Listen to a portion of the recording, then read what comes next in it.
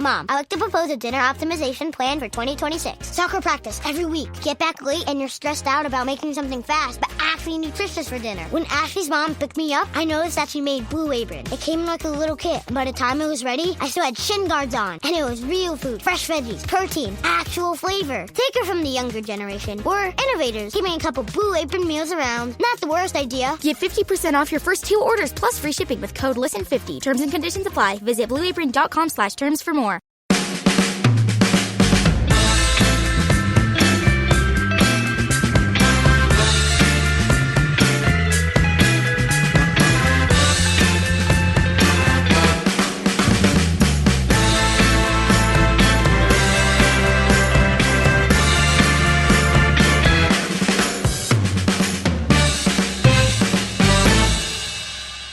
Ed, we talk about all the news that's fit to print, as we do each and every week on this here podcast for you people. Yeah, we were just talking about the news that is not fit to print before we came on air, not telling you what's going on. How and where are you, Ed? I am currently in Los Angeles. I'm doing very fine, thank you very much. I'm my penultimate day in California, and I'm heading home to Blighty tomorrow. Looking forward to it. Excellent. It'll be nice. It'll be nice to have you back in the country. I'm sure the country awaits my arrival. Yeah, there's no bizarre constitutional chaos happening while you're away, just in case you were worried. Good. All fine, well, yeah. I was kind of worried that I wouldn't be able to get back in the country. Yes, we laugh about these things now. In 6 weeks, we won't be able to laugh about them again. So anyway, a load of St. George's flags appeared up the road from me, and there's been a lot of discussion in the neighbourhood about whether they're Rugby World Cup or Brexit connected. It's hard to tell be sure sometimes, isn't it? is. Yeah, I haven't watched any of the Rugby World Cup because, well, I don't watch egg chasing, but I may suddenly become a rugby fan if England are about to win. It'd be funny if England win 2 World Cups in 1 year. That is really quite extraordinary. Could happen as well, apparently. Apparently, they're good at rugby. It appears to be. Yeah, now, shall we talk about real sport? Let's do it. Norwich, never mind World Cup semi-finals. Norwich City versus Manchester United in the Premier League. I sat down at 4:15 on my chair, turned the telly on. I was planning to go and make a cup of tea before the game started. And when I turned the TV on, they were doing a pre-match interview with Maurizio Pochettino. I was like, what's happened? And then realised, of course, very quickly that United were only playing at 4:30 in Norwich on a Sunday afternoon because we are so bad we're in the Europa League, not because we are beloved, so therefore our very ordinary matches are on TV. Yes. The sad state of affairs that is Manchester United at the moment. But we've had some positive results since we last talked. I mean, the performance against Liverpool, which obviously we covered last week, a win away on the road against Partizan, followed up in quick succession, like buses, with another win away from home, and more than one goal. So the Partizan game I didn't watch because I was working, because we are on telly at a time when people are commonly working. So yeah, missed all of that apart from the last 3 minutes, I think. Tell me what happened. Was it a swashbuckling game where we were unlucky to only win 1-0? It was abysmal. I mean, I think the thing is this was classic United this season, really struggling to make actual chances, and certainly struggling to convert them. So it was a pretty poor quality game against a pretty poor quality side. United had a loss of the ball. We're pretty comfortable in that possession, but really didn't create. I mean, I think it was more than 60% possession for United, but it was all in front of Partizan. And it's just, it's the problem United seem to face against teams that don't want to have the ball, and this is broken record stuff, but definitely much better in situations where we don't have the ball. Anyway, Ollie lined up with 3 at the back again, much as against the Liverpool the previous weekend. Played a few of the kids, which was nice to see. So youngster called Marcus Rojo played in defence. Don't know whether you've heard of him. And there was another one called Phil Jones, who was actually quite good. But yeah, more seriously, Jesse Lingard, teenager Jesse Lingard, made his comeback from injury. But James James Garner, Garner right? played. He was okay. I don't think he was really at the same pace as someone else. And why would he be? How much has he actually played for United so far in the first team? Not much. That was his first start, wasn't it? Brandon Williams, on the other hand, he just looked super, super comfortable. I mean, he kept bombing down that left-hand side, won United the penalty with a sort of driving run into the penalty area. I thought he looked very comfortable. I mean, as he does, he's technically very good, Brandon Williams. He's got all the components to be a very good left back, and he should be considered now. I mean, Shaw can't stay fit. Ashley Young is bad at football, just generally has been for the last 5, 6 years. How many years? And Williams, I think, in this game put a performance in that says, he is going to be able to make a step up. Yeah, and there was nothing in that Norwich game. I mean, you said it when the team came out. Williams should be in this team ahead of Young, and there was nothing in that Norwich game which should convince Solskjaer that Young deserves a place in this team. I was just disappointed that James Garner didn't put in a maverick performance. Because the famous actor James it took Garner, me a couple of seconds to get on with that one. Yes, yeah, that's one for the 20-somethings. Making references that are older than us when already our baseline references are really old is probably a mistake. It is nice to see Garner playing in that game, though. It's nice to see Solskjaer. I mean, it's clear that the Europa League is way, way, way down on the priority list. Well, for now, I mean, if United gets through and into the knockout stages, it's going to become a big priority very quickly, I'd say, because I think the chances of United actually making the top 4 are pretty slim, aren't they? So this would be the best route back into Champions League football, which means an awful lot to the bean counters and in fact the development of the club. Better players, attract, in theory, if we're willing to pay for them, high quality players and push the club forward. So we'll see. But I think if United get a reasonable draw in the knockout stages, because I think we can expect United to qualify now, and we get to say the quarterfinal. Is it last 16, last 32 quarterfinal? No, yeah, it's 32 first. 32-16 quarterfinal. Wow, it's a long competition, isn't it? But if we get through, say, 1 or 2 more rounds, playing a mixture of people, I think it will suddenly become a very big priority. Yeah. But for now, the league remains a priority. And I tell you what, we will get top 4 football if we keep generating 0.452 XG per game. All right, so 1.5 of that is penalties, but still, I reckon if we generated 3 XG per game, we'd have a pretty good chance of getting into the Champions League. Unfortunately, we won't play Norwich every week. Don't know if you know this, but they are not that good defensively. Not, it has to be said, as bad defensively as poor old Southampton, who have joined Ipswich Town as being on the receiving end of 9-0 losses. This one, though, not against us. Quite remarkable scenes on Friday night as Brendan Rodgers' Leicester continue to prove that they are actually a good football team. But United, for big parts of that first half, I thought Man United looked like a good football team themselves today. I did. I mean, kept the ball, created some chances. I do wonder. There are slim chances for Norwich to stay up if they are going to be this open every game. Like they've got some good players, Cantwell, Aarons, Pookie, who started the season scoring goals, but it's all dried up for him. But they're just all over the place defensively, like just not compact at all.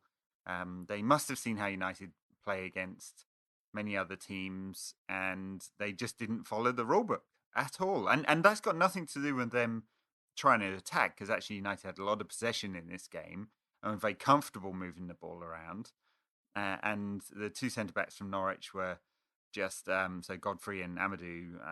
I guess Amadou spent a lot of the second half injured, didn't he? But they're just not together. And United were able to exploit that pretty ruthlessly. Got a couple of penalties, one of which was interesting. One of which took us back to Paris, I guess. But this was a good team for United to play. We're not going to be playing teams who are this open every week, sadly. But maybe this gives some of our strikers who have been short of confidence a bit of confidence. Yeah, I mean, it's great, in fact, that both of our strikers recovered from potentially quite a big confidence knock, because we haven't even talked about it so far, but we should talk about the whole penalty schmozzle involved in this game. So first of all, there were 2 penalties given, one of which I think is up there with the worst football decisions I've ever seen in my life. So just to be clear, what I'm not saying is it's unthinkable that Daniel James one could ever, under any circumstances, be a penalty, because I don't know the laws of the game well enough to say that. It definitely didn't look like one to me, but that's not the point. The point is when the referee gives no penalty and it's referred to VAR, we've been told over and over again, all the kind of press blitz at the beginning of the season, it was all about the bar for overturning referees on pitch decisions will be very high, and you have to have a clear and obvious error. And if I'm sat here saying I don't think it was even nearly a penalty, how the VAR can be sat in his little lorry saying that is nailed on definitely a penalty, I have absolutely no idea. Yeah, I know, and it really is getting quite dull talking about VAR every week. So in the press, in the TV coverage, on this podcast, on other podcasts, we seem to be complaining about it. And I just don't know. It's the implementation of it and the inconsistency of how it's implemented is the most frustrating thing. And especially when applied to non-binary decisions. And so the Daniel James one, was it a foul? Was it? I mean, I couldn't tell you whether that was definitely a foul on Daniel James or just a coming together, or in fact Daniel James fouled the defender as he was leaning into the defender. I mean, and so that's one thing when it's that subjective, and when the on the field referee says no, and it, as you mentioned, it's supposed to be a high bar for overturning it. I don't know where that decision comes from, and I don't know how you go back and justify it. And I do wonder whether this leads to some really, really uncomfortable situations down the line. So, for the 150 odd years of the history of professional football, the final decision is left with the referee. In the last 20 years or so, we've had things like violent conduct re-refereed by video after the game. And in the last 2 or 3 years, we're now getting re-refereeing in the context of the match. And I think that leads to something pretty significant in terms of it's presented as binary and final and the ultimate arbiter, and we're getting 90-something% decisions right. So say FIFA, because they go back and review them all. But I think we're going to end up in a situation where that is challenged now by clubs, because obviously the finances are really big and large, and it can have serious consequences at the end of the season in terms of trophies won or relegation and stuff like that. So it wouldn't surprise me if we don't end up in court over some of these decisions just because of the way it's presented. And it's just leading football down a very odd path. Feels like we're using a beta product when and we are using a beta product when in fact we should be using something much more mature. See, it's interesting because the second one is I mean, in a way, the second penalty is an argument for VAR, some implementation of it, because it's very clear that in the rules of the game or the guidance or whatever it is that it currently stands, that second one is trivially a defender with his arm in an unnatural silhouette and and all that kind of stuff. That's clearly a penalty, and that the referee's wrong decision should have been overturned. But first of all, that rule only really exists because of VAR, so that's questionable in itself. But that first one, when a referee on the pitch makes a really bad decision, there's all kinds of mitigation that makes it completely understandable and human to do it. There's angle of sight, there's shortness of breath, there's all the different, there's the fact that the stimulus that referee is dealing with is kind of massive and super intense and all done at a really high physical pace with a high physical toll and output of the referee themselves.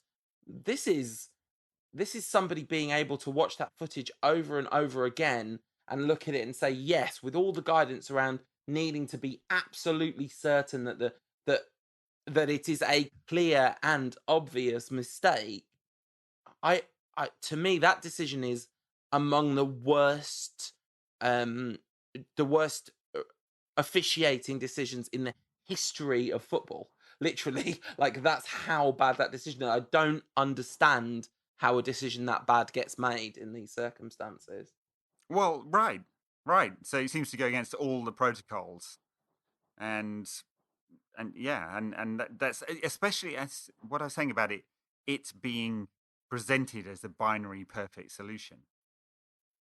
Yeah, Yeah, which which it's we and shouldn't be getting this if that's the case. And if they and I think we can maybe what needs to happen now is the Premier League takes a step back, and they shouldn't do it in season because the rules are just and it's just totally unfair to everyone playing the game and competing. But at some point, take a step back and say, this isn't right, and the VAR can be a advisor to the referee, and much like assistant referees are an advisor to them, but the final decision is made with the ref.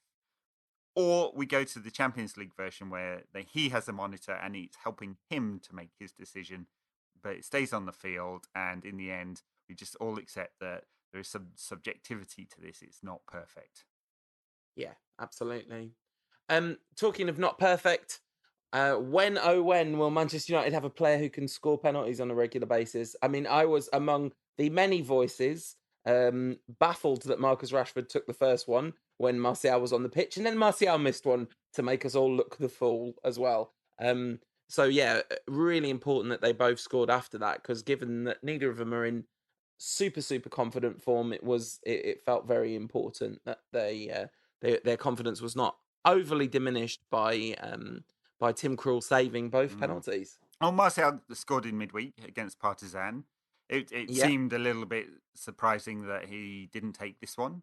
I mean, there's clearly a problem at the club. I thought when actually the video cut to Martial taking the second penalty that Ollie said Rashford. And I was like, oh dear, we're going to get one of those. I thought that too, by the way. I thought exactly the same thing. Yeah, and it just because United are missing so many, of course, this is adding to the confusion. Like, who is the penalty taker? Is this a skill they're practicing? Because they were both really bad penalties. I'll have a look at the expected goal on the penalties. I haven't done it so far, but I suspect Rashford's being sort of 3 or 4 feet inside the left-hand post will be in the low 50s, something like that. Percentage Martial's maybe slightly higher, but not much higher. So both, pretty poor penalties, and neither of them look pretty, especially Rashford with his run-up didn't look confident at all. No, he was trying to get Krul to move, wasn't he? And Krul just didn't. Tim Krul, by the way, the fact that he managed to concede 3 goals in that game is very unfortunate, given he made some absolutely extraordinary saves. The one from the Martial header, which I think was before all the penalties, borderline miraculous save. I mean, you could argue that Martial should maybe have put it somewhere else, but I think that's very picky at that point. And that was before the McTominay goal, I think. Because United basically started to get on top at that point. There was a moment where Martial and Rashford combined to create a chance for Rashford, which was quite wide when he actually shot, but it was a lovely bit of combination play. And then the breakthrough came from a mistake from Cantwell, who should have probably have put Norwich 1-0 up, because there was a big let off for that with that chance. Yeah, I mean that's pretty early in the game when was it Max Aaron's bombing forward and got a ball inside for Cantwell, who's 15 yards out, free hit, just lashed it over. So big let off for United at that stage of the game. But I think we can take something away from this game, because United obviously scored 3 goals. Hasn't happened since August. In fact, Leicester scored 9, and we hadn't scored 9 since the 19th of August. So before this game, and it's been just so hard to get goals. Not helped by the fact that we've missed 5 penalties this season so far, or something like that, or 4, is it? It's plenty anyway. And so maybe some confidence. It's just this. The way United play is in front of everyone all the time. Whether it's playing 3 at the back, and that actually gave United a little bit a few more options, or 4-2-3-1, where it's just becoming narrower and narrower and narrower. So it doesn't really matter whether it's Rashford or Daniel James playing in wide areas, or both of them. They both want to come inside all the time, and fine. It's just, you narrow your back four down and you play in a low block, United not going to score, and not going to score many anyway, because it's just all in front, and there's really no one able to sort of dictate the pattern of play at all. And it's not Andres Pereira. He cannot impose himself on the game. Unfortunately, I think we would all like him to be able to do it. But he's 23 now. He's had 2 seasons in Spanish football, and now quite a few games for United. I think it's not really jumping to a conclusion that he's probably not good enough at this level. And certainly not able to be the creative influence that United really need. No, absolutely. Although I thought everyone apart from Ashley Young played well today. Ashley Young absolutely had on toast by Aaron's late in that game, and generally struggled against him. But yeah, I thought it was notable to me that that's got to be Fred's best game in the United shirt, I think. I mean, the bar isn't. Oh, and PSG away was very good, wasn't it? But yeah, I thought Fred played pretty well actually. Yeah. Well, look, the balance of the side was good. We didn't have too many players in weird positions. I mean, Fred and McTominay's a kind of interesting partnership in midfield theoretically. I mean, McTominay was much better. I mean, he feels like he's growing quite a lot, and he passes the ball sort of incisively. He scored a very fine goal today. Took it really cleanly. I think he gets around the pitch. He imposes himself on the game. He's got a lot of energy. He, of course, made a mistake or was lost possession for Norwich's goal, but I thought he had a very fine game. Fred should be able to add something there, maybe a little more creatively, but that's theoretical because it doesn't really happen with him. We need Pogba back, and we have no idea when he's going to be back, and that would help a lot. Whether he plays in the 2 or a bit further forward in order to help United's creativity, and then we might have a better balance to the side, and it's a side that can push on and score more goals and create more chances and move up the league. Yeah, I mean, I think this game was extremely important because we've got the run of games coming up that we've got where there's going to be a lot of teams that will defend against us. And so it was really important to get some confidence. And now a word for Daniel James again. Another absolutely mint assist from Daniel James. Oh, lovely ball for Marcus Rashford. Marcus Rashford took his goal very finely. Yeah, that's exactly the kind Brilliant. of chance he's been missing quite a lot and takes a lot of abuse for. So it was nice for him that he took that very well, and the pass to split Norwich's defence was awesome from Daniel James. Yeah, and almost kind of carbon copy of the Liverpool goal, which again Rashford took really well. James provided really well. There's a bit of a link up happening there in the last couple of games, which is really promising to see. And then some actual source from the third goal, which was just real nice, real nice. My stream buffered about stream. Are you watching this game illegally, Paul? Well, how else would I have watched it? Shocking. The stream buffered with, I think, Rashford was on the ball, or maybe Martial was on the ball about to feed Rashford because there was some sort of 1-2 exchange, and it froze. And I kind of watched it and I thought to myself, I don't think they're going to score here because we've been let down so many times. And then nope, they interplayed beautifully, and Martial with a really kind of just elegant, enjoyable Martial-esque finish. Yeah, I mean, the frustration, I guess. I mean, it was joyous piece of play. It was York and Cole, wasn't it?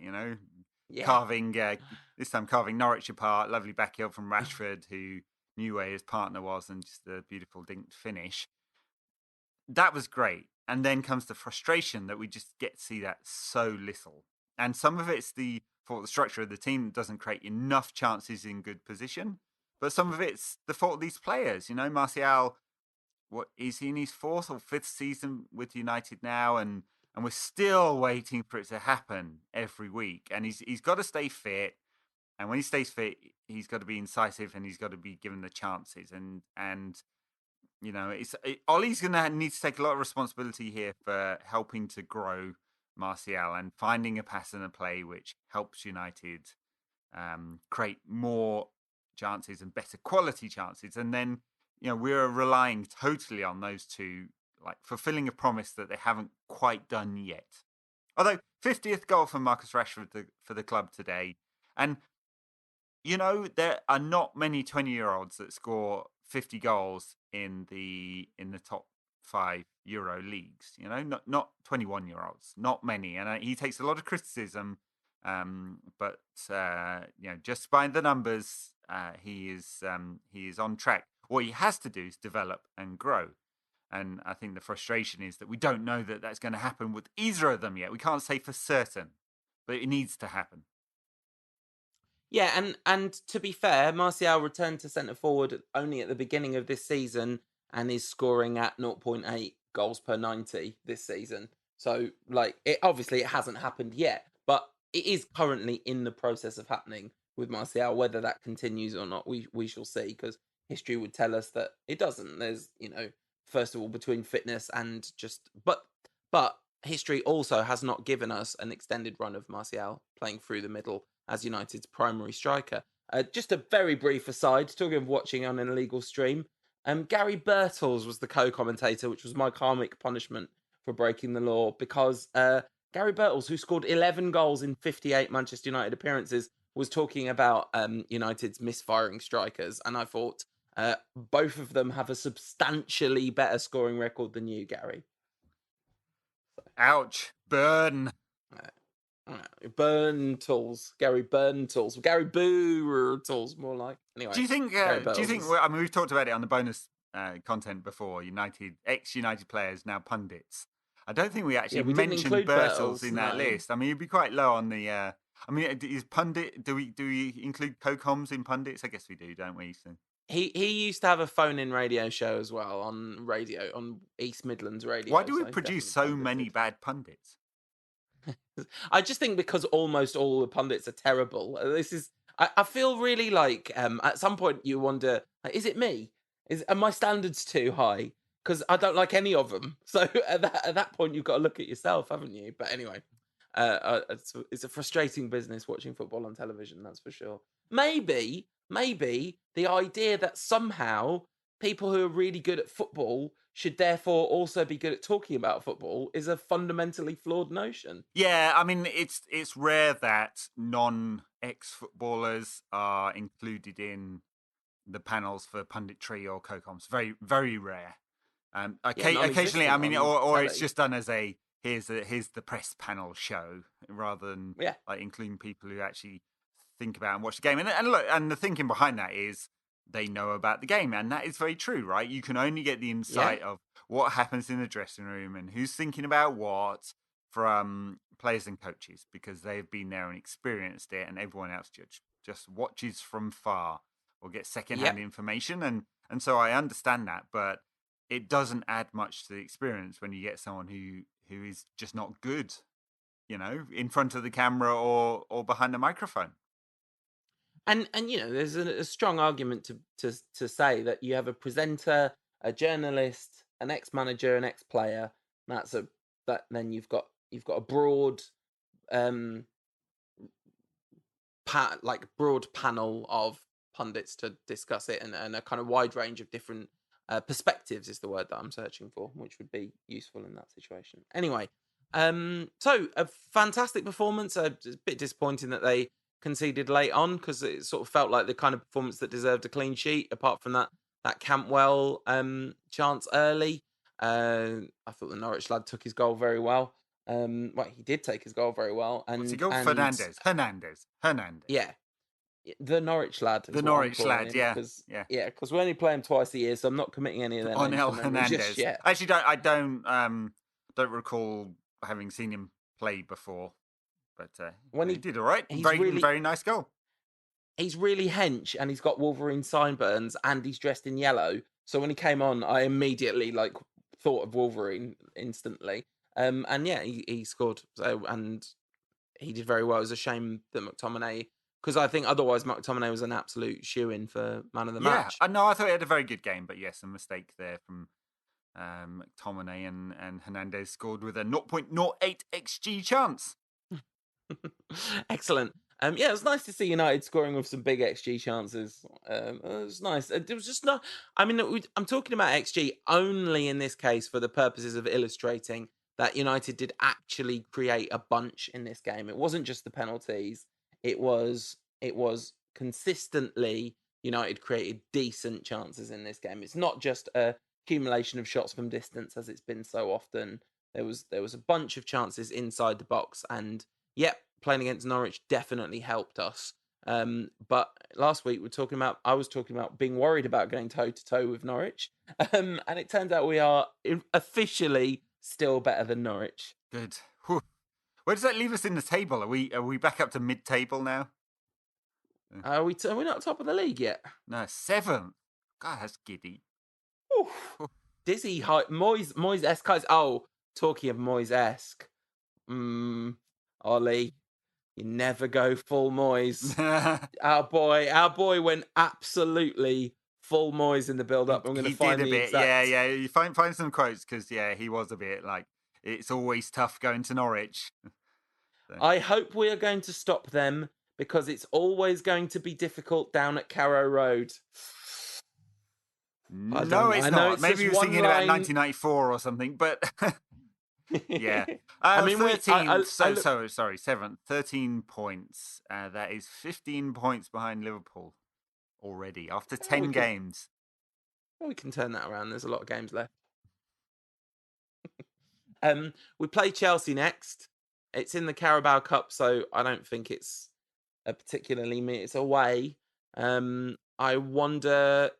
I mean, so we play Sunday, and I think that game's on Wednesday, and then we play Bournemouth again on Sunday. So it'll be interesting to see how full strength aside he plays in that Chelsea game. He'll rotate, I'm sure. Yeah. Oh, and we play Bournemouth on Saturday, and Saturday lunchtime at that. Yeah, well, he's definitely going to rotate then, yeah. I think we'll see a few of the younger players. I'm sure he wants to use competition for that. I mean, I would expect Chelsea would do the same because they have quite a lot of young players in their first team at the moment. Yeah, their first team looks like a Chelsea Carabao Cup team, and they are doing really well. Well, they're scoring goals. They're doing what we can't. They're scoring a lot of goals. And by creating a decent number of chances, it's not like this doesn't look like a bubble that should burst. They're playing consistently well, and it's interesting. And I think that's going to be a really tough game because you'd imagine, I don't know where Lampard's head will be at with the Carabao Cup. I mean, has he got anyone to rotate in, or are they all in the first team? No, I mean, yes, he does, and we'll see some of the players that he played in earlier rounds of the Carabao Cup. So yes, there'll be probably quite a young Chelsea side, I'd imagine, and maybe versus a young United side. I hope to see more James Garner. I think he'll probably get a start, and probably Brandon Williams. Well, why wouldn't you start with Brandon Williams? I wonder if Maguire may get a rest. I mean, he played in the Europa League midweek. That interesting one. That his first ever European game, proper European game. I think he played in one qualifying game for Leicester once, and captain United as well. So I think he'll probably get a rest. Tuanzebe, not sure if he's fit yet, so that'll be interesting. Who gets a chance at the back? Maybe Phil Jones, youngster that is. Phil Jones will play. Yeah. And I kind of don't really care what happens because, you don't. I mean, it'd be lovely to beat Chelsea in the Carabao Cup and the mighty Reds march on all the way to the Carabao Cup final, but it's sponsored by a weird energy drink that no one had ever heard of before they started sponsoring. It's like it's just never has a competition been more immediately devalued than when they started sponsoring them. Yes. True. It sounds kind of weird, doesn't it? Yeah.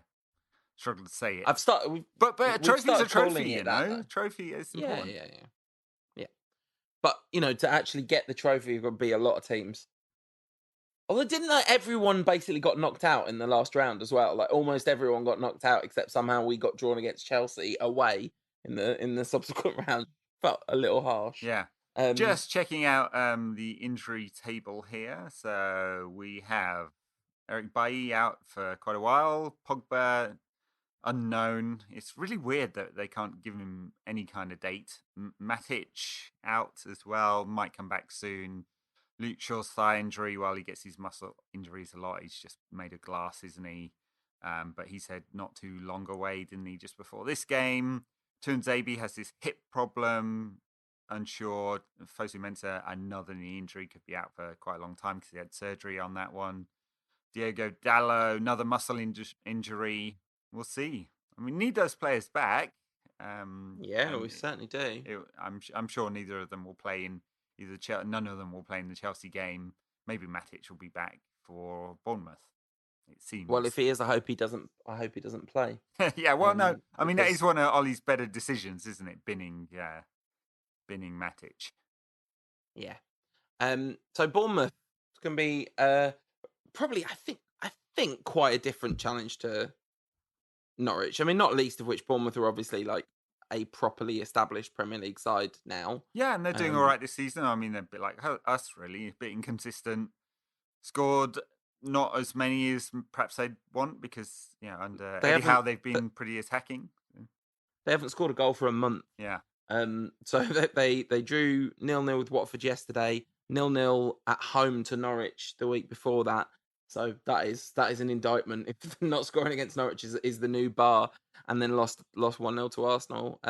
Before that, they drew 2-2 with West Ham, and then lost 2-0 to Burton. So the last time they won a game was the 20th of September when they beat Southampton away.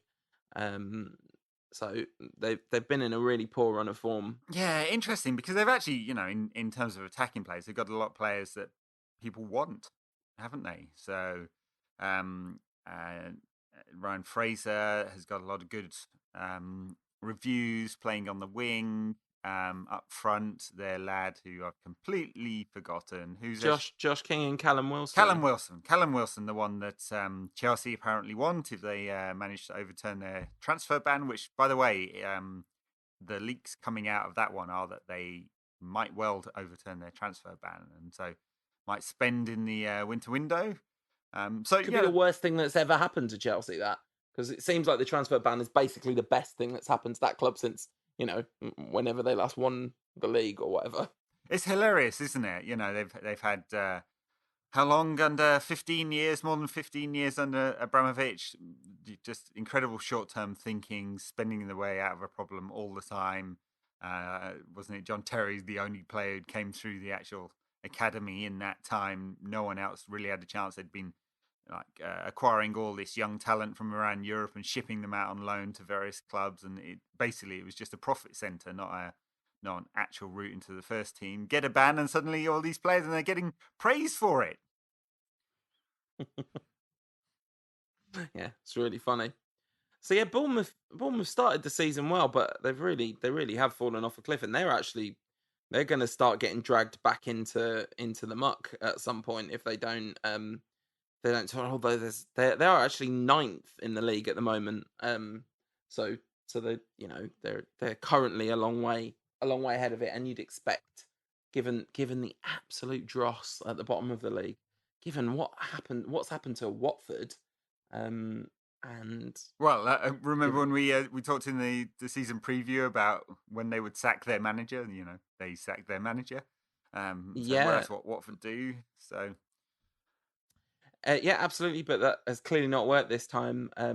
So yeah, I everyone knows all the cliches about Bournemouth, and they play nice possession football, and they create a decent number of chances for their very decent strikers. So we're gonna have to play better to beat them 3-1 than we had to play to beat Norwich 3-1. I do hope that the confidence kind of leading out of that Liverpool game, and then. Actually, I just think winning this Norwich game was so vital, and now keeping that train rolling is just as important. The Chelsea game is kind of doesn't count, but that Bournemouth game is so important. It's a ridiculous thing to say, but it really is for momentum. Yeah. One thing I'd say, just looking at the numbers, Bournemouth don't create that many chances, and I guess that's why they've only scored 13 goals in the league this season. And they have double the number of shots that's against. More than us, right?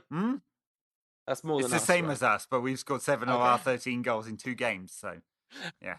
And one of them a bit of a freak against Chelsea, and this one against a team that cannot defend. Anyway, they concede twice as many shots against as they take shots, which will tell you something about their inability to protect their back four. So that should suit us pretty nicely. Yeah, it should do. I mean, we As will take a the lot of fact that- shots. We're just not able to take them from any kind of good range. Yeah.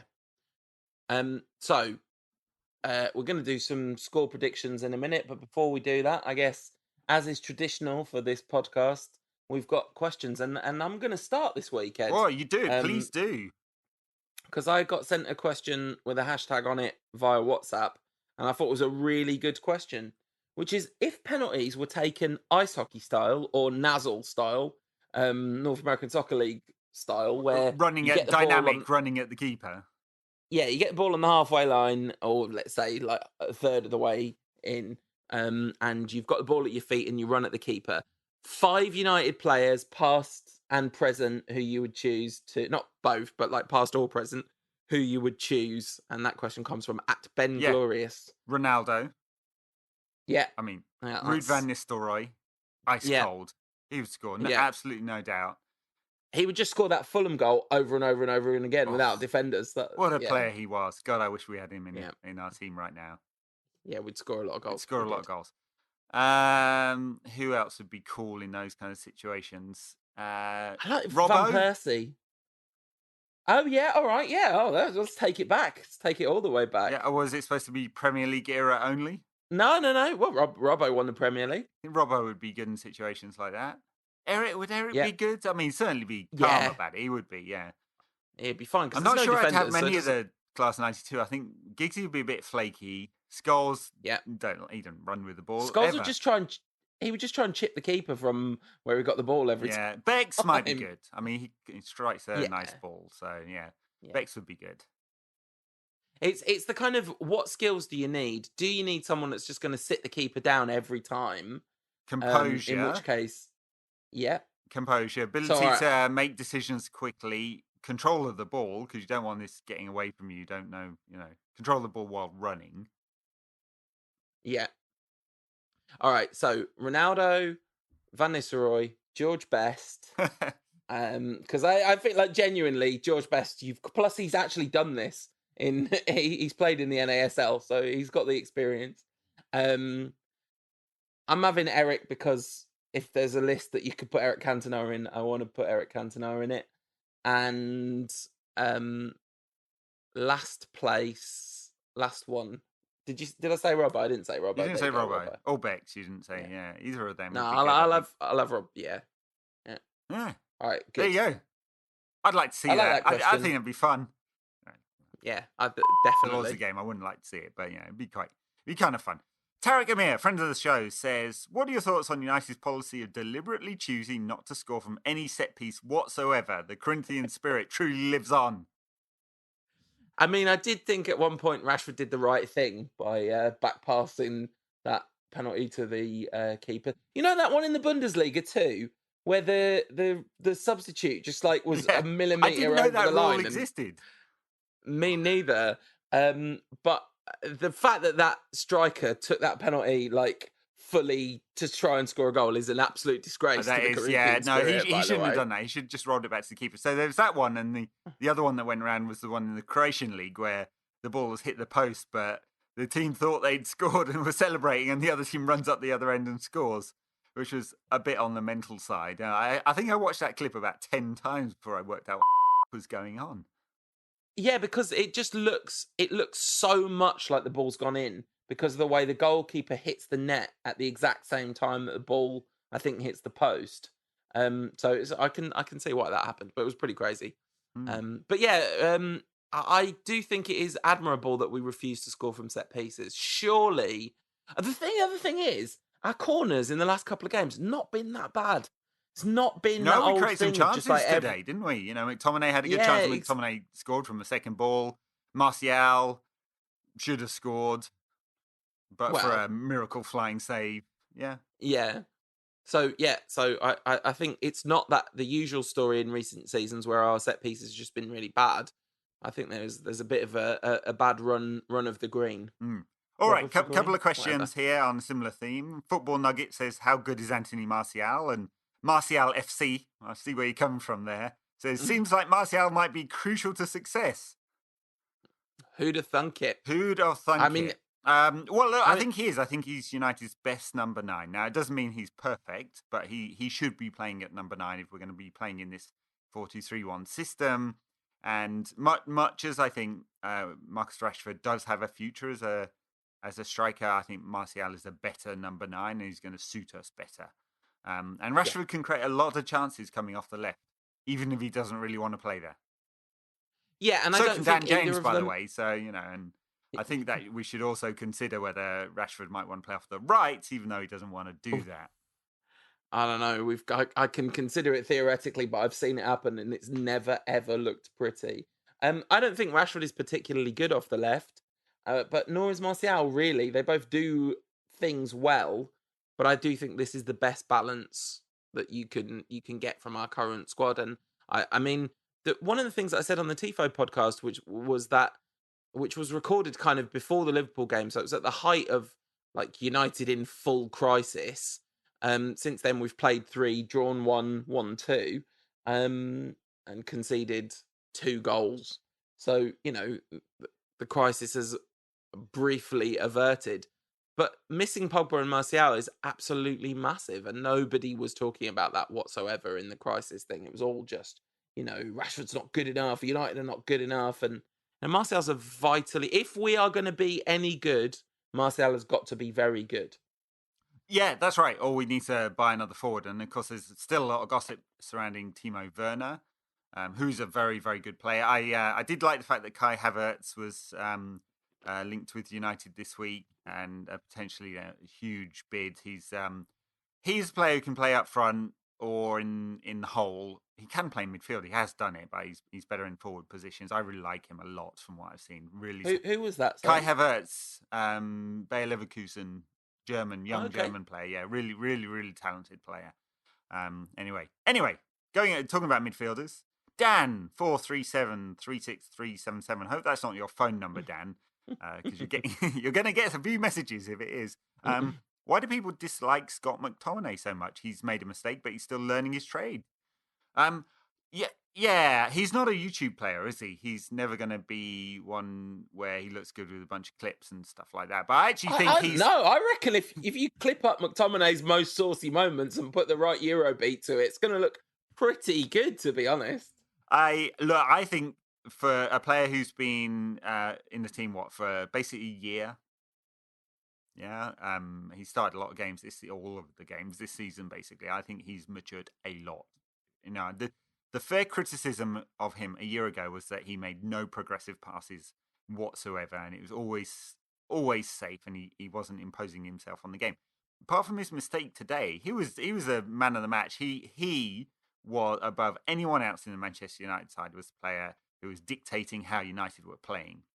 He gets himself about. He's not really a defensive midfielder, but he's winning possession. He's making forward passes a lot. Now, a lot more than he did. He's scoring goals. Maybe he should be taking the penalties because he feels like a player who's cool under pressure as well.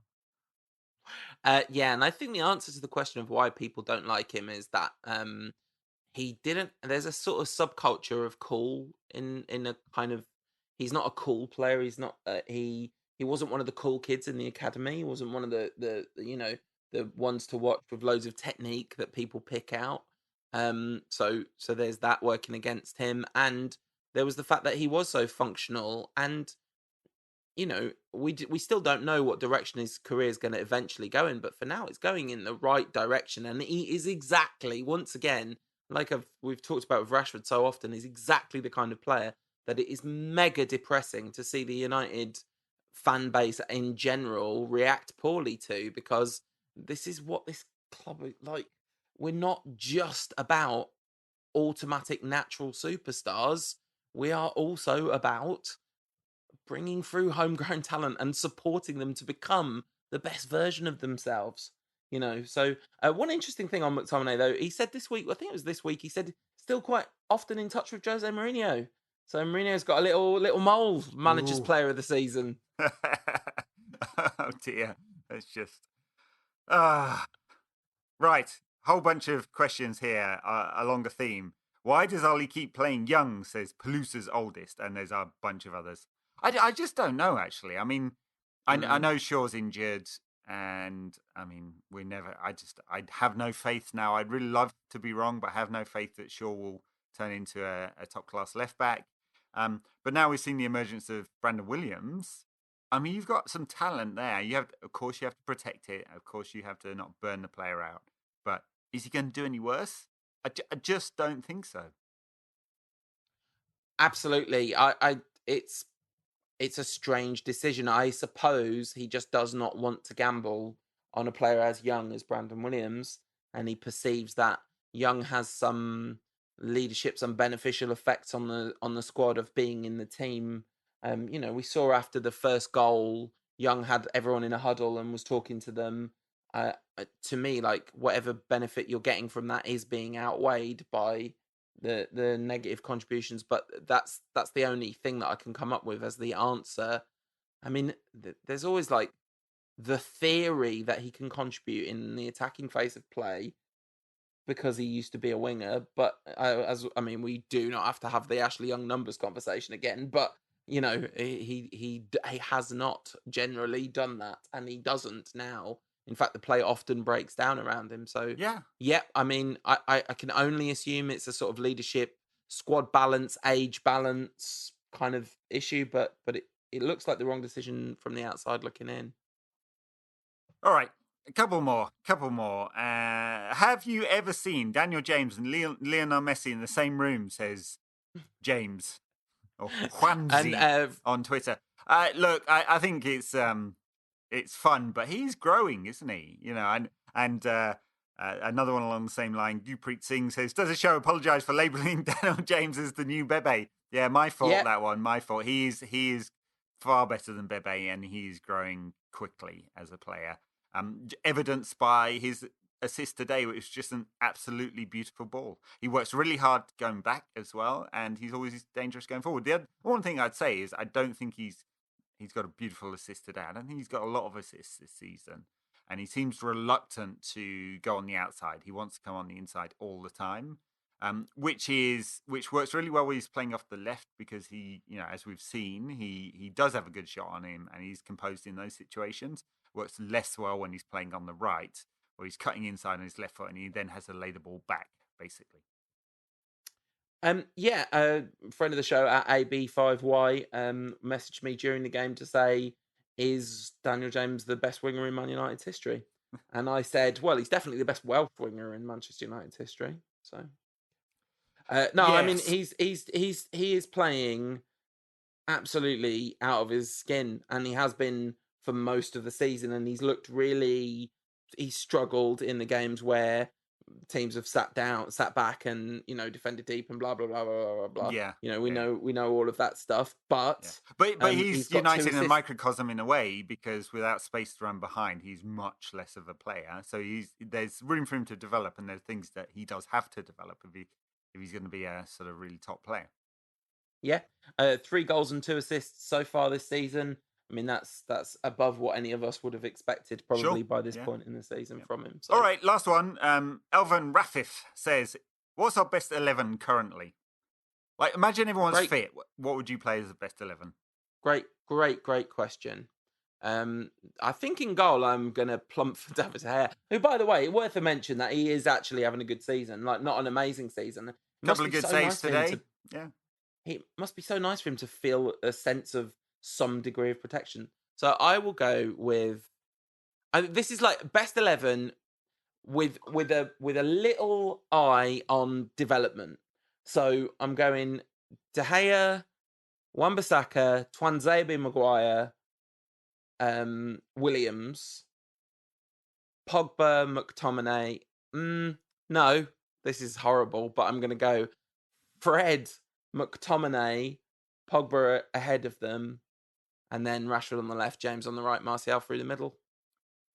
I don't know how Fred is in our best 11, but I think I think having Fred and McTominay behind Pogba Yes, I is mean, probably the best option if I think Fred is that's a right. Yeah, footballer. I think I'd be pretty close to that 11. Yeah, just because United need Pogba's creativity, and I don't care if you don't like Pogba and you think he wants out of the club and you don't think he works hard enough or any kind of nonsense like that. His XG chain assist, to be super nerdy, but his creative output is world class. And if you don't Yeah. like that, you're wrong. Yes, agreed. So yeah, I think I think there's also an argument to say that you somehow shoehorn someone else in at number 10 and play Pogba just so Yeah, you but don't have to play we don't Fred in have your best options 11. But when Mata exactly, is not able to do it at this level anymore. Andres Pereira, we've seen an awful lot. I mean, the other option could be and I actually think this might work, but no one's actually tried it. Is to drop Marcus Rashford a bit deeper, because he played a lot there when he was younger, and I do think he's actually technically very sound.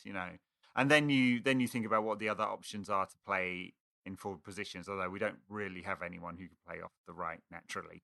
no, exactly. So yeah, that's our sort of vague theoretical best 11 at the moment. But I think one thing that it shows is that this squad is very clearly a work in progress, and it's been nice to see Solskjaer adapt a bit and play some different formations and get some decent results on the bounce. Because I still hold on to the dream that he might know what he's doing, although it is getting further and further away all the time. What do you think about the? We're going to have to talk about it at some point. What do you think about the window? I mean, it could give United a real boost to bring a couple of players in.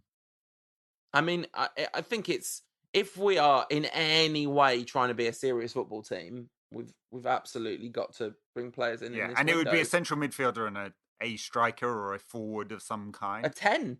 A 10 would be wonderful, but a deeper midfielder so you can push Pogba forward.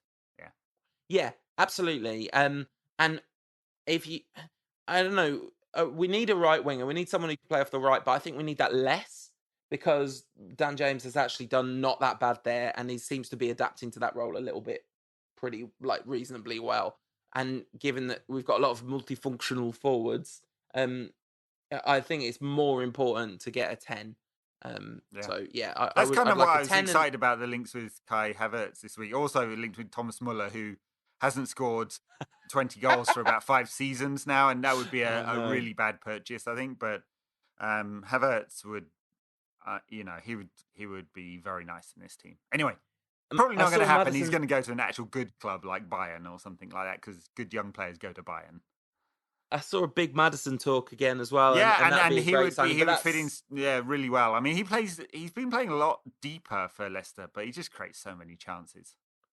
He's got to be. There's no way Leicester, who are flying and a very realistic prospect of getting into the Champions League, are going to sell us Madison in January. That's not.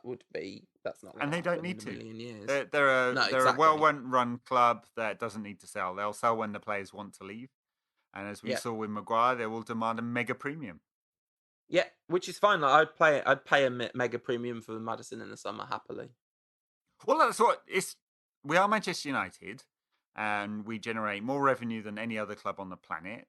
And if you take away the debt repayment and the dividends paid to the Glazers, we are the most profitable club on the planet. We should be swinging our massive dicks around and buying all the best players. Big dick energy. That's what we need. Just a bit of toxic masculinity for you there. That's right. All right, great.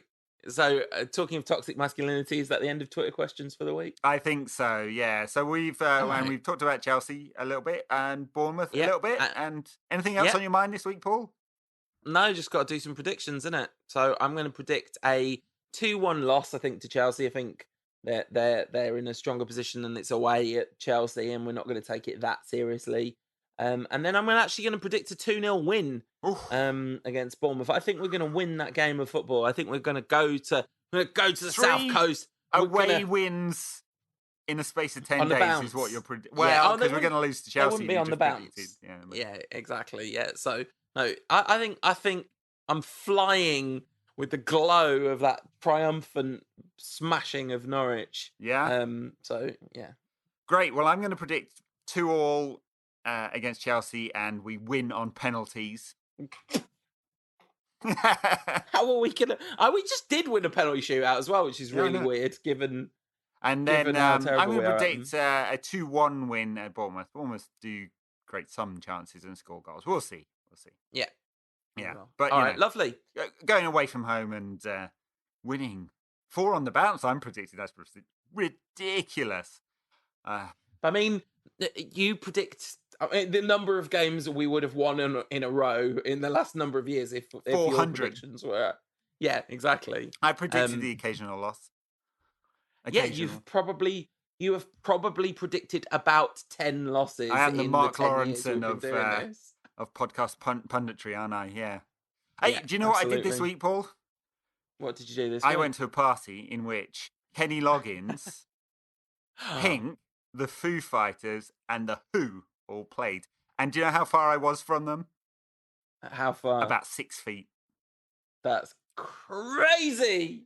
Was Kenny Loggins the best of all of them? Kenny Loggins was actually pretty good. He did mostly country. I mean, he played Danger Zone, Footloose, but it was mostly kind of country stuff. Pink was really good. I don't really like Pink, but was everyone just shouting "Footloose, play Footloose" when he was playing country? Pretty much. And then the Foo Fighters were great.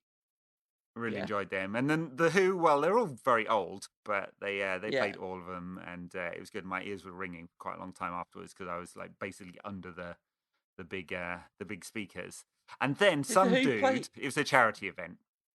Some dude, a very small one in someone's back garden. I mean, literally someone's back garden.